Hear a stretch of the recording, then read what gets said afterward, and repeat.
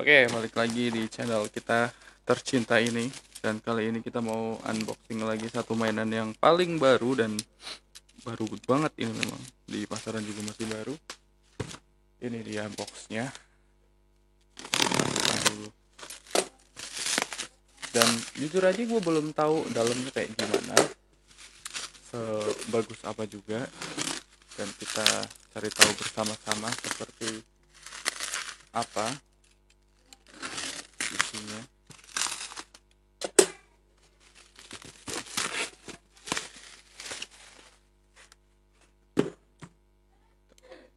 Rumah lagi ramai jadi kayak ya sudah lah.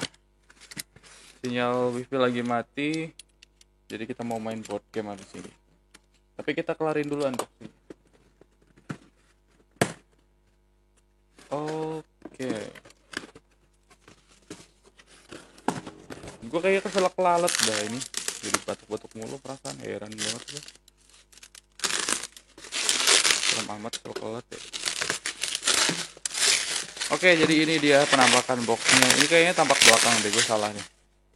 Nah, ini dia tampak depannya seperti ini. Agak hologram, warnanya pelangi gitu ya. Ini Iron Man Mark II. Dan ini model kit, jadi kita harus ngerakitnya terlebih dahulu, tapi kita buka dulu dalamnya seperti apa. Oh iya, ini belakangnya kayak gini, di sampingnya ada Infinity Saga, di samping sebelahnya kayak gini, atasnya kayak gini, Avengers Initiative. Apa maksudnya? Oke, kita buka lagi. Kita buka dulu. Jadi ini kemasan boxnya itu biasa aja. Apa sih ini? Oh elah, laku aja di mana-mana kayak apa sih, niat banget lu, nggak mau banget dibuka.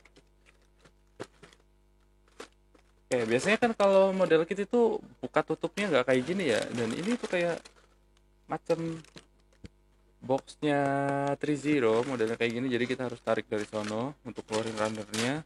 Dan ini dia isinya, dan ada hologramnya ya, Font Joy. Ini license nggak sih? Oh ada ini, dari Disney punya. Oke, jadi dia memang license, bukan KW-KW Club. Dan ini stainlessnya kayak gini, ada ukiran-ukiran kayak lantai truknya gitu. Ini runnernya, ini efek-efek blastingnya. Terus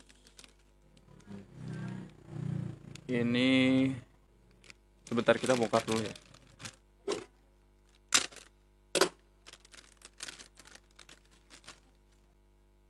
Jadi ini kualitas plastiknya kayak biasa aja sih sebenarnya, mungkin kayak umum ya. Ini belum gua coba potongnya mesti pakai tang atau enggak. Kayaknya iya, karena ini cukup tebel-tebel, cukup gepeng lebar gitu, jadi kayak mesti pakai tang.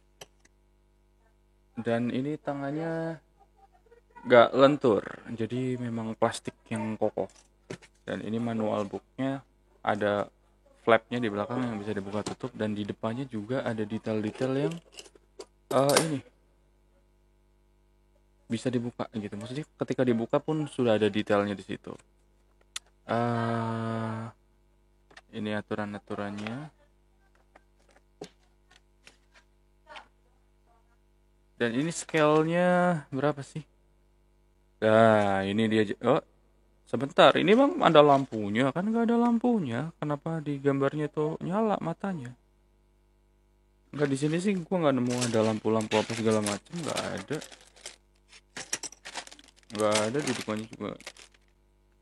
dudukannya nggak ada. Dan ini rapet di bagian sini. Sebentar, kita bongkar dulu lah.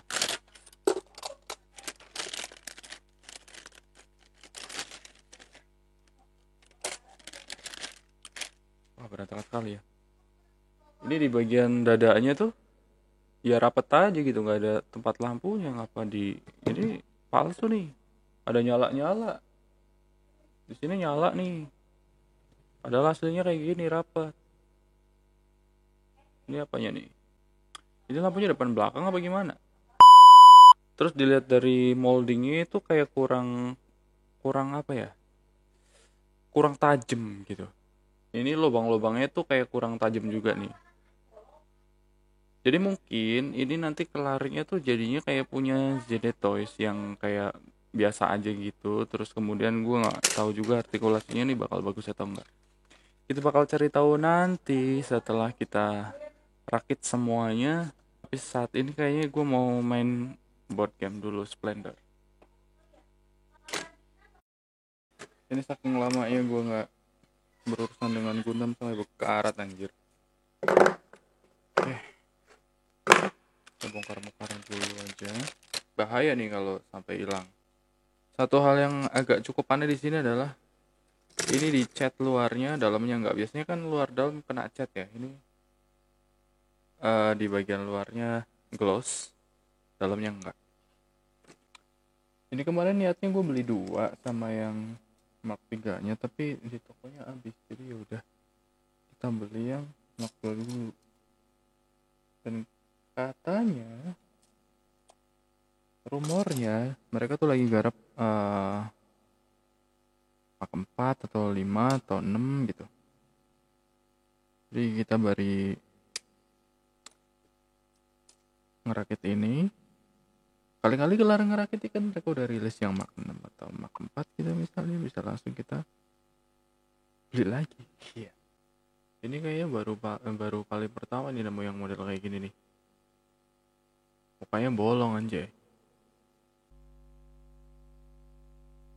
Cuma roman-roman ZDTOS-nya tuh cukup kencang di sini, dan kabarnya memang mereka tuh kayaknya satu merek, satu perusahaan maksudnya. Untuk masalah Snapfit dia oke, nggak ada masalah sejauh ini.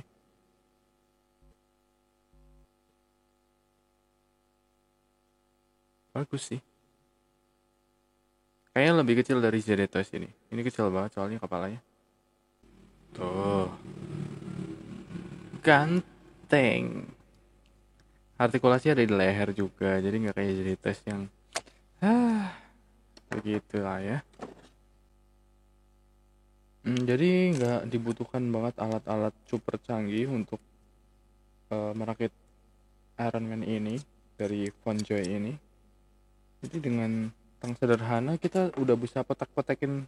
Nah, itu gampang dipotekin dan ninggalin bekas yang tipis sekali. Jadi aman. Nggak perlu diamplas juga sebenarnya udah oke sih. Itu udah oke.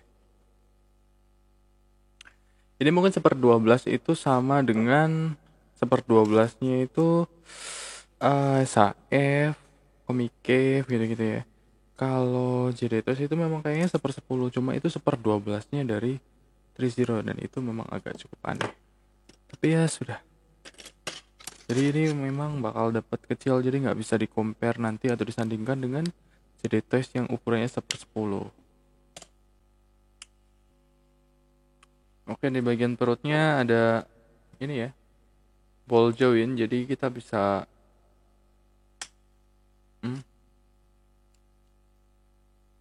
cuman sayangnya adalah punggungnya jadi satu doang dia tuh, jadi nggak mungkin bisa nunduk tuh, nunduknya mentok segitu doang dong. Itu ini copot dong, jadi nggak bisa nunduk.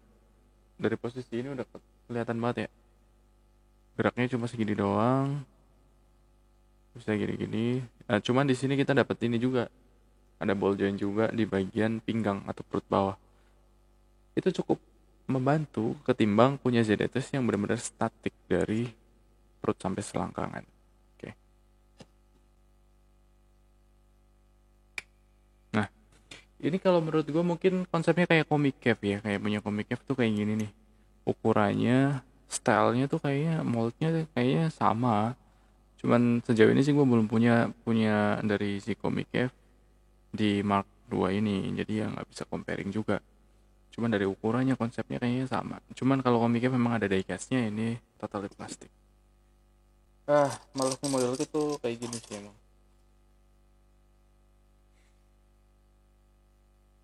Tapi serunya justru di sini sih. F3, F4 gitu. Jadi kita tuh punya akses untuk seluruh partnya gitu, dari bagian paling dalam sampai paling luar. Nggak kayak punya si itu yang kemarinan tuh. Apa itu namanya tuh? Yolopak AMK series yang menyalahi kodratnya sebagai model kit. Oke, kita coba rakit dulu daripada makin kejauhan terus lupa kan amsyong nanti. Ini bagian sini kalau patah nggak lucu banget sih. Ini kebalik atau gimana sih? Kayaknya kebalik gua. Dan dia udah nggak mau keluar lagi. Ini sih udah kejepit patah sih. Aduh, mana itu part penting lagi buat flap shoulder padnya. Kalau kita paksa aja gimana? Ya patah pasti. Ya kan? Patah. Ini nih masalah kalau ngerakit model kit nggak bener nih kayak gini nih. Patah doang jadinya. Oke, yang kanan lagi. Jadi kita bakal kehilangan shoulder pads-nya di situ, nggak lucu banget sumpah. Cay. Oh my goodness. Kita coba repair nanti lah ya. Iya beneran kebalik gua. Salah ngadep. Harusnya kayak gini tadi tuh. Malah kebalik. Daripada ini gua harus ngelubangin, mendingan gua matiin aja lah. Solder padnya gua matiin sebentar. Kita pakai no, what are you doing? Akhirnya di bagian yang tadi patah udah terselamatkan dengan cara dilem, dan kayaknya itu nggak ngaruh banyak hal karena biarpun nggak patah misalnya juga itu agak susah digerakin. Paling yang kita gerakin tuh bagian luarnya aja gitu. Dan ini masih aman, sejauh ini masih aman. Dan untuk bagian sini sempaknya itu gue udah coba buat amplas di sana, gua potong,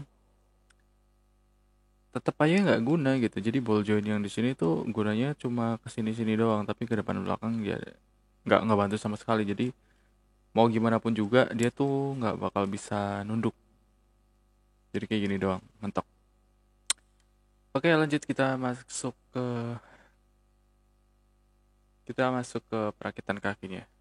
Dan ini tuh karena basicnya tuh Iron Man ya, jadi berbeda dengan Gundam yang selalu banyak banget perintilan-perintilan aksesoris nggak penting. Ini tuh simple banget, jadi partnya cukup sedikit. Oke. Dan sejauh perakitan ini nggak ada masalah yang berarti ya, semua oke. Snapitnya cukup nyaman dipakai, terus kemudian apa namanya, kayak ya ada renggang-renggang sedikit. Itu cuma karena mungkin masalah jointnya yang terlalu kecil, jadi agak takut-takut, dan ketika diteken masuk dia tuh agak gampang melenyot gitu, jadi agak susah pasnya gitu. Mungkin itu masalahnya. Jadi begitu ngerakit kaki itu langsung, atau tangan gitu ya, biasanya dua part gitu langsung double aja gitu. Biasanya tuh mereka tuh berjejer gitu. Misalnya ini D11. D11 berarti yang kaki satunya adalah D12, dan ketika D12 sama D1,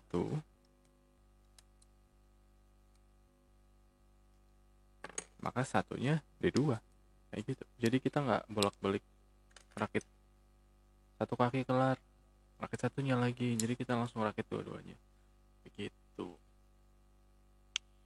Di sini kayak eh sebisa mungkin hindari kesalahan pasang kayaknya, karena ini tuh bahannya cukup rapuh. Jadi ketika salah pasang terus kemudian kita harus melepas ulang, itu kayak bahaya banget, bisa gampang banget patah gitu.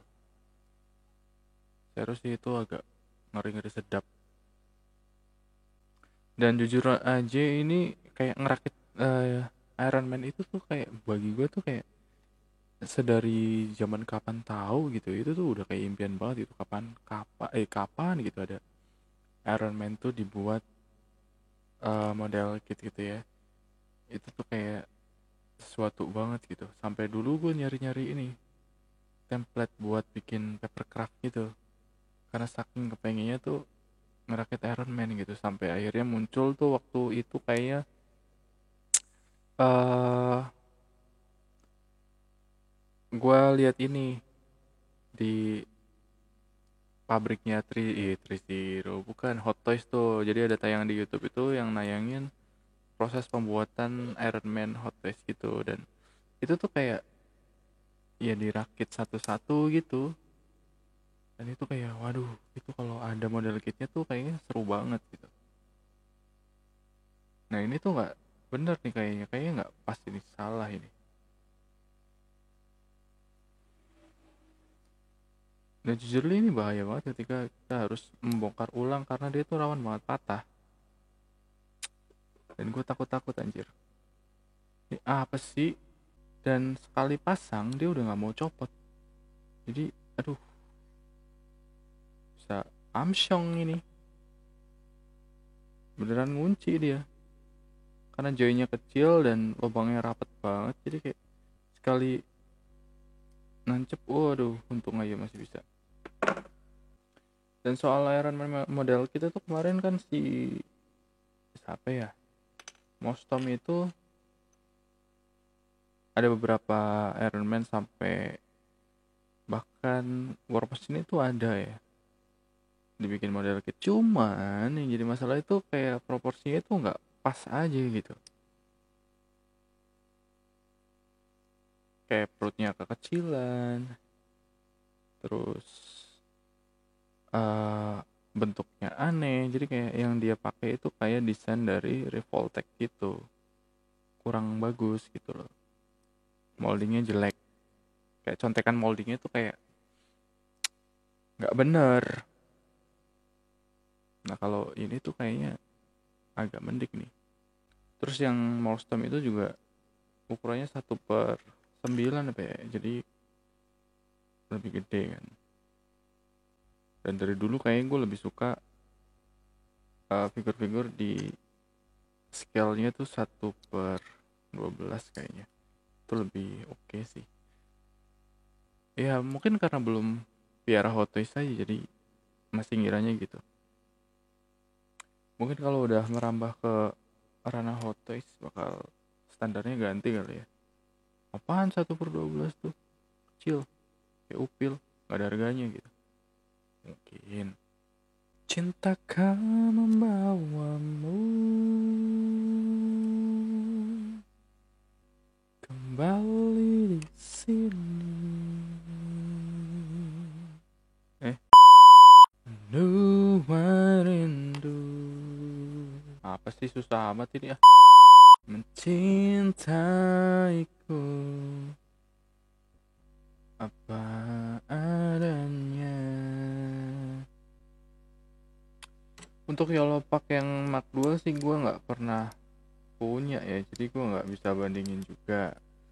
Cuman kalau dilihat dari konsep yang ini, itu tuh ini udah terbilang cukup bagus ya. Scale 1/12 dengan detail seperti ini udah oke. Dan perutnya kalau gue rasa nggak terlalu kekecilan, terus sempaknya nggak kegedean. Kalau Mostom itu tuh selalu punya masalah di sempaknya kegedean gitu, kedodoran gitu, jadi bisa buat boncengan. Oke, secara teknis kita sudah selesai menyelesaikan dari figur Iron Man. Nah ini sempaknya dari perut tuh nggak jauh-jauh. Waduh, dengkulnya copot. Terus pokongnya juga nih. Jadi terbilang cukup rapi gitu. Dan sepertinya ini kali pertama gue punya yang Mark 2, yang jadi tes gue nggak ambil karena males, sudah kadung males gue menjadi tes. Oh anjay, ini ada mata yang menyala dong. Kenapa tadi dikasih mata buram sih? Kita ganti pakai mata yang menyala.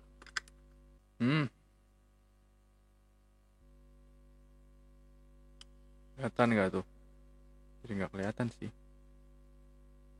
Tapi mending gitu, nggak kayak buram banget. Malah patah lagi. Ah, kampret ah. Ah, cukup sudah. Ah, panjang. Ini udah cacat satu, gagal pasang. Bego banget sih anjir. Nggak lihat instruksi soalnya. Nah, ini buat yang gede nih. Nah, ini tuh ini maksudnya harusnya tuh gue malah maksain buat yang gondrong. Tuh.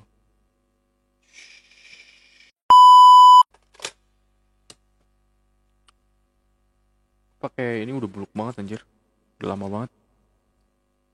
Final and action color dari Tamiya. Itu udah wajib banget sih, semua mainan kayaknya kalau dipakein ini tuh lebih hidup gitu. Cuman seharusnya memang nggak cuma dipakein ini doang, tapi kita harus scribing dulu di bagian-bagian yang kayak gini, itu kan kurang masuk. Jadi tintanya juga nggak masuk. Nah ini harusnya di scribing dulu lagi, cuman ya gue males. Kita langsung aja.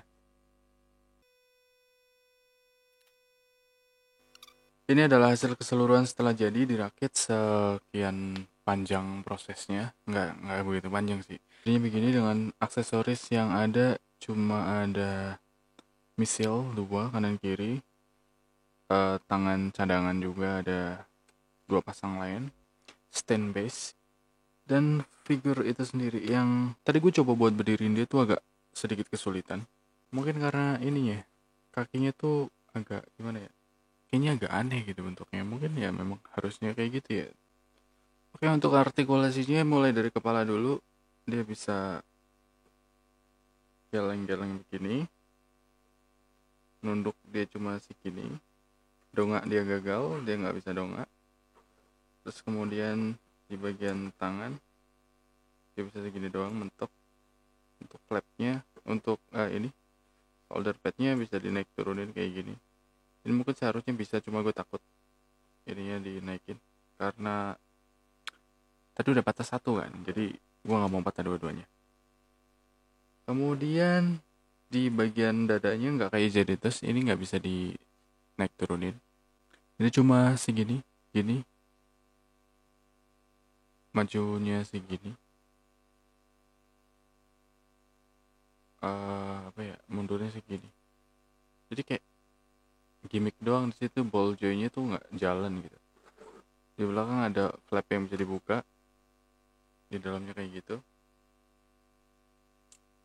nggak guna. Terus kemudian di bagian sini perutnya bisa muter-muter, ini bisa 360. Kalau untuk ininya agak susah gitu ya. Kemudian untuk tangan, sikunya ada ball joint segini doang tapi nggak jauh, jadi dia nggak bisa rapat. Jadi percuma juga di sini ada double joint, bukan ball joint ya, double joint di sini nggak guna. Ini cuma mentok segitu. Dan di ball joint di sini juga kayak nggak ini nggak jalan gitu, kayak percuma. Terus di bagian kaki, kaki bisa naik turun dikit kayak gini. Untuk majunya segini bisa sih kayaknya.